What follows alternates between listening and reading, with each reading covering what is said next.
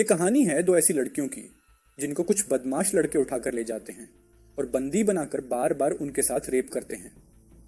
लेकिन ये दोनों हार नहीं मानती और किस तरह उन सभी लड़कों से एक एक करके अपना बदला लेती है, देखेंगे हम इस पूरी कहानी में। सो हेलो दोस्तों, और इस कहानी की शुरुआत में हम दो खूबसूरत लड़की कैटी और नैन्सी को देखते हैं जो एग्रीकल्चर की स्टूडेंट है और अब वो आगे की स्टडी करने के लिए न्यूयॉर्क की एक फार्म में जाने वाली थी। इसलिए दोनों बहुत ज़्यादा खुश थी और दोनों आपस में बात करती है कि इस हम यूरोप भी घूम लेंगे और वहाँ बहुत सारे शॉपिंग भी करेंगे। अब अगली सुबह दोनों को लेने के लिए उनके अंकल जेसन आते हैं जो कि एक FBI एजेंट है।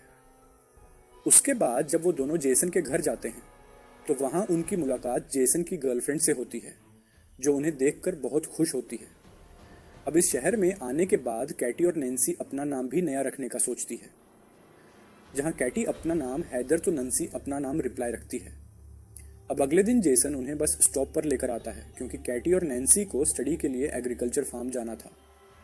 यहाँ पर जेसन इन दोनों के साथ ही न्यूयॉर्क जाने वाली बस का वेट करने लगता है, लेकिन कैटी जेसन को कहती है कि बस कुछ ही देर में यहाँ आ जाएगी, आप अपने काम के लिए निकल जाएं, हम पहुँचते ही आपको मैसेज कर देंगे। जीस पर जेसन उन्हें कहता है कि तुम कोड वर्ड इस्तेमाल करना जिससे मैं समझ जाऊंगा कि तुम दोनों सेफली पहुंच गए हो। जिसके बाद कैटी कहती है कि मैं एप्पल वर्ड यूज़ करूंगी, लेकिन जेसन कहता है कि तुम हर बार अलग अलग अल्फ़ाबेट यूज़ करना ताकि कोई तुम्हारे कोड वर्ड को ना समझ सके। अब यहाँ पर रोड से गुजर रहे दो लड़के कैटी और नैन्सी को देखते हैं।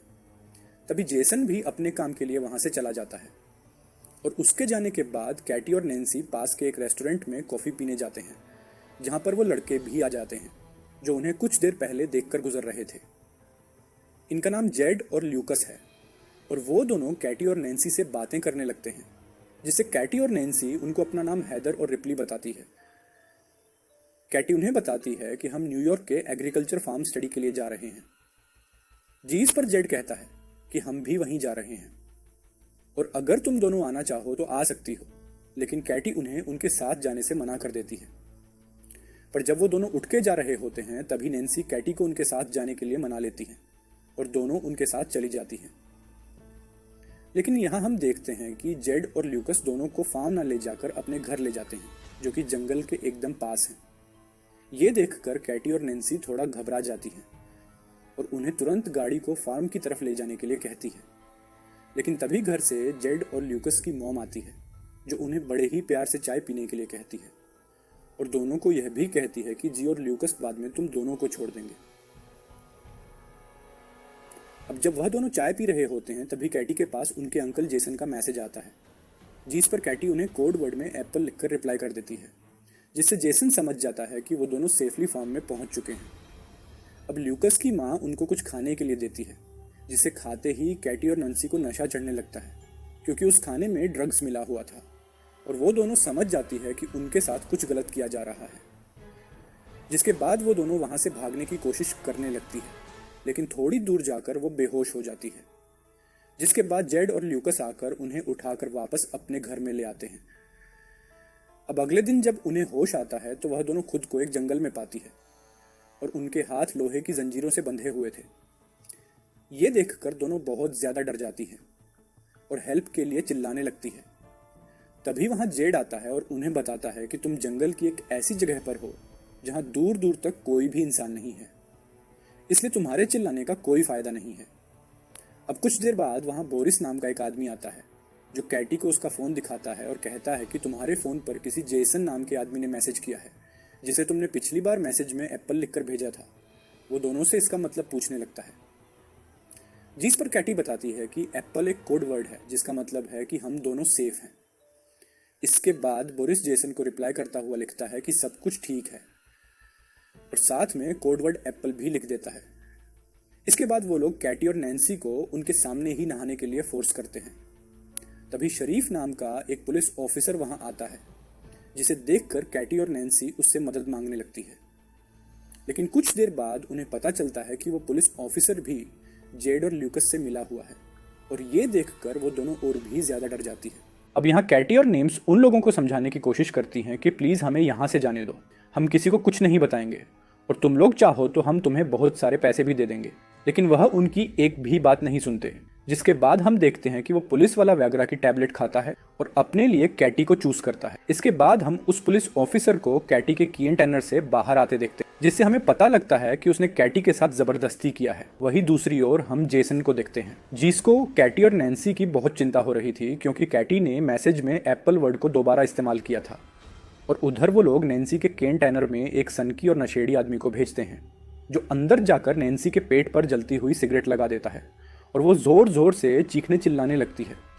और उसके बाद वो नैन्सी के साथ ज़बरदस्त करता है। यहाँ पर सभी लोग हैवानियत की सारी हदें पार कर चुके थे। असल में ये लोग कैटी और इसी से ज़बरदस्ती धंधा करवा रहे थे। वहीं जेसन कैटी और नैन्सी के बारे में पता लगाने के लिए न्यूयॉर्क एग्रीकल्चर फार्म में कॉल करता है, तो उसे पता लगता है कि वो दोनों एक बार भी यहाँ नहीं आए, जिससे जेसन समझ जाता है कि वह दोनों किसी बड़ी मुसीबत में है, इसलिए वह तुरंत उन्हें ढूंढने के लिए निकल जाता है।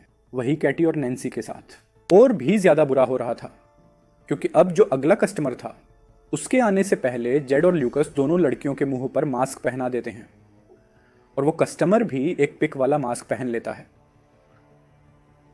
इसके बाद जेड और ल्यूकस उस कस्टमर को कैटी और के चेहरे से मार्क्स उतारकर उनके चेहरे दिखाता है, जिससे दोनों लड़कियां उस बिग मार्क्स वाले आदमी को देखकर और भी ज़्यादा डर जाती है और ज़ोर ज़ोर से चिल्लाने लगती है। जिसके बाद वो आदमी नैन्सी को चूज़ करता है और उसे कंटेनर में ले जाकर उसके साथ ज़बरदस्ती करता है।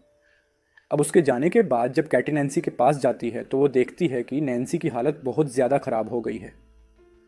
वहीं दूसरी तरफ जेसन पुलिस स्टेशन पहुंचता है और एक पुलिस ऑफिसर से मिलता है। ये वही पुलिस ऑफिसर है जिसने कैटी के साथ ज़बरदस्ती की थी। जेसन उसे कैटी और नैन्सी की किडनैप के बारे में बताता हुआ कहता है कि वो भी एक FBI एजेंट है। जिस पर पुलिस ऑफिसर जेसन से पूछता है कि आपको कैसे पता कि वो दोनों किडनैप हुई है। जिस पर जेसन कहता है कि उसने अपनी भतीजी कैटी को कोड वर्ड एक ही बार इस्तेमाल करने के लिए कहा था, लेकिन कैटी ने एक ही कोड वर्ड को दोबारा इस्तेमाल किया है, जिससे मुझे लग रहा है कि वो कई मुसीबत में है और शायद किडनैप हो गई है। वही जंगल में बोरिस को ये पुलिस ऑफिसर सारी खबर दे देता है कि कैटी के अंकल एक FBI एजेंट है और कैटी ने हम लोगों को उस कोड वर्ड के बारे में गलत इन्फॉर्मेशन दी थी। अब बोरिस वहां जाकर जेड को कैटी के की एंड टेनर से थोड़ा दूर ले जाकर उससे बात करता है कि इन दोनों लड़कियों को जल्द से जल्द ठिकाने लगाना होगा, वरना हम मुसीबत में पड़ सकते हैं और हमें शहर से आने वाली और भी नई लड़कियों को पकड़ना है। वही कैटी अपने केन टैनर के पास खड़ी होकर चुपके से उनकी सारी बातें सुन रही थी। इसके बाद बोरिस कैटी के केन टैनर में जाकर उससे ज़बरदस्ती करता है। वही दूसरी ओर जेसन भी वही रेस्टोरेंट पहुंचता है जहां पर कैटी और नैन्सी को वो दोनों लड़के मिले थे और वहां काम कर रहे एक आदमी से कैटी और नैन्सी के बारे में पूछता है, जिससे वो आदमी बोरिस की गाड़ी के बारे में बता देता है। अब अगले दिन कैटी नैन्सी को बताती है कि ये लोग हमें मारने की प्लानिंग कर रहे हैं। तभी वहाँ जेड और बोरिस उसी नशेड़ी आदमी को अपने साथ लेकर आते हैं जिसने कैटी के साथ ज़बरदस्ती की थी और उसको कहते हैं कि हम दोनों जल्द ही वापस आ रहे हैं, तब तक तुम दोनों लड़कियों पर कड़ी नज़र रखना ताकि ये कहीं भाग ना जाए। अब उनके वहाँ से जाते ही कैटी उस नशेड़ी को अपनी ओर अट्रैक्ट करने लगती है और उसे अपने साथ इंटीमेट होने के लिए उकसाती है। और ऐसा करते हुए जैसे ही वो उस नशेड़ी के करीब जाती है तो वो उसके गले पर ज़ोर से काट देती है, जिससे उसके गले से खून निकलने लगता है और वहीं पर उस नशेड़ी की मौत हो जाती है। इसके बाद वो दोनों अपनी हथकड़ियाँ खोलकर वहाँ पर छुप जाती है और जब वो पुलिस वाला यहाँ पहुँचता है तो वो दोनों चुपके से उसकी गाड़ी लेकर यहाँ से भाग जाती है। इसके बाद ये दोनों एक मॉल में जाती है और बहुत सारे अजीब सामान खरीदती है, जैसे कि हथौड़े, कुल्हाड़ी, टेनिस बॉल और बहुत सारे किले और बहुत खतरनाक हथियार। इसके बाद वो मॉल की कैशियर के पास जाकर उसे बोरिस के घर का एड्रेस पूछती है, जिस पर वो उन्हें बोरिस का एड्रेस बता देता है। जेसन बोरिस के कार इंश्योरेंस कंपनी में पहुंचता है, जहां पर उसे बोरिस के घर का पता मिल जाता है। वहीं हम देखते हैं कि बोरिस अपने घर पर म्यूजिक लगाकर एंजॉय कर रहा होता है। तभी वहां कैटी और नैन्सी आ जाती हैं और टेनिस बॉल पर बहुत सारी किले लगाकर उसके मुंह पे मारती हैं, जिससे वो बेहोश हो जाता है। उसके बाद जैसे ही उसे होश आता है तो वो खुद को एक टेबल से बंधा हुआ पाता है, लेकिन बोरिस उन्हें खुद को छोड़ने के लिए बहुत पैसों का ऑफर देता है। लेकिन कैटी और नैन्सी को तो सिर्फ अपना बदला चाहिए था। वहीं उनके अंकल जेसन भी बोरिस के घर के बाहर पहुंच गए थे और घर के अंदर कैटी और नैन्सी बोरिस से उस मस्क वाले आदमी का एड्रेस पूछती है, जिससे बोरिस उन्हें एड्रेस बता देता है। इसके बाद वो दोनों उसके पिछवाड़े में कीलों से भरा हुआ एक बेसबॉल घुसा देती है, जिससे वो जोर जोर से चिल्लाने लगता है। और ये आवाज़ सुनकर जेसन जल्दी से घर के अंदर आता है और आकर देखता है बोरिस मरा पड़ा है। तभी उसे घर के पीछे गाड़ी की आवाज़ सुनाई देती है, लेकिन जब तक वो बाहर जाता है तब तक कैटी और नैन्सी गाड़ी लेकर वहाँ से निकल चुकी थी। अब जेसन जल्दी से वापस पुलिस स्टेशन जाता है और उस पुलिस ऑफिसर से दोबारा कैटी और नैन्सी के बारे में पूछने लगती है। और इसी दौरान जेसन कैटी को कॉल लगाने की कोशिश करता है। तभी उसे पता लगता है कि कैटी का फ़ोन उस पुलिस ऑफिसर के पास ही है।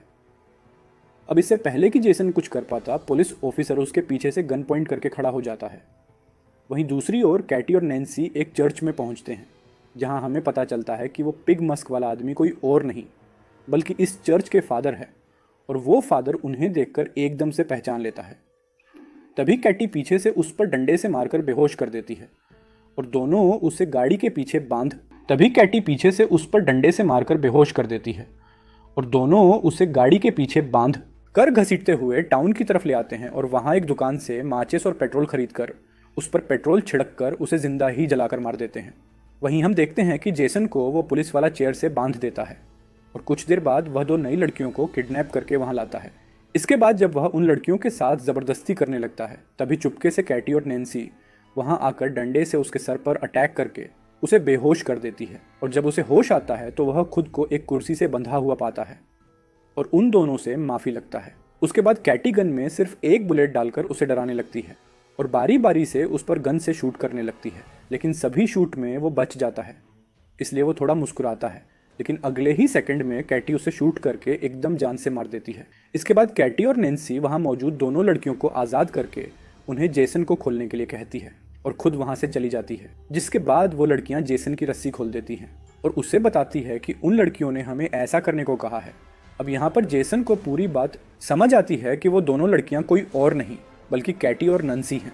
वहीं हम जेड और ल्यूकस की मॉम को देखते हैं जो ड्रिंक कर रही थी। तभी अचानक उसे अजीब सा नशा होने लगता है, जिससे वो वहीं पर गिरकर बेहोश हो जाती है। इसके बाद जब उसे होश आता है तो वहाँ कैटी और नैन्सी ने उसको बेसमेंट में एक कुर्सी से बांध रखा था और उन दोनों ने जेड को भी उसके बिल्कुल सामने वहीं पर बांध रखा था। जिसके बाद कैटी और नैन्सी जेड को उसकी मॉम की आंखों के सामने ही डंडे मारकर नीचे गिरा देती हैं और फिर दोनों उसे पीटते पीटते एकदम उसकी जान ले लेते हैं, जिससे उसकी मॉम जोर जोर से रोने लगती है। जिसके बाद वह उसकी माँ को ल्यूकस के पास लेकर जाती है, जहाँ वह ल्यूकस के हाथ में एक डंडा देकर उसकी ही मॉम को मारने के लिए कहती है और उसे धमकाती है कि अगर तुमने ऐसा नहीं किया तो हम तुम्हें गोली मार देंगे।